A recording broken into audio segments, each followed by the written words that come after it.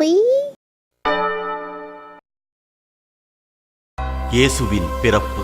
யூதேயா மற்றும் கலிலேயா பகுதிகளில் வாழ்ந்து வந்த இஸ்ரேலியர்கள் யூதர்கள் என்று அழைக்கப்பட்டனர்.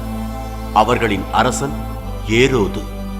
ஆனால் அப்பிரதேசத்தில் இருந்த நாடுகளுக்கெல்லாம் அதிபதியாக மிகவும் அதிகாரம் மிகுந்த ரோம பேரரசராக அகஸ்டஸ் இருந்தார். யோசேப்புக்கும் மரியாளுக்கும் திருமணம் முடிந்த சில மாதங்களுக்கு பிறகு பேரரசர் அகஸ்டஸ் தனது நாட்டின் மக்கள் தொகையை கணக்கெடுக்க விரும்பினார்.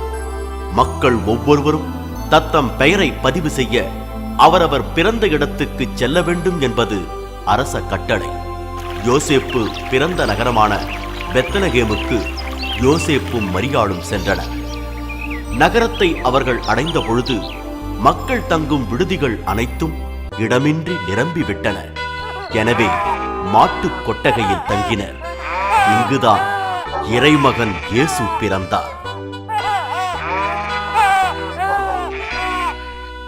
அன்று இரவு அப்பகுதியில் உள்ள வயல்வெளிகளில் தங்கி தங்கள் ஆட்டு மந்தையை காவல் காத்துக் கொண்டிருந்த இடையர்களுக்கு முன்பாக திடீரென ஒரு வானதூதர் தோன்றினார். இதோ பெரும் மகிழ்ச்சியூட்டும் நற்செய்தியை உங்களுக்கு அறிவிக்கிறேன். ஆண்டவராகிய மெசியா எனும் மீட்பர் உங்களுக்காக பிறந்திருக்கிறார். குழந்தையை துணிகளில் சுற்றி தீவன தொட்டியில் கிடத்தி இருப்பதை காண்பீர்கள். பெத்லகேமுக்கு சென்று அவருக்கு மரியாதை செய்யுங்கள் என்று தூதர் அறிவித்தார்.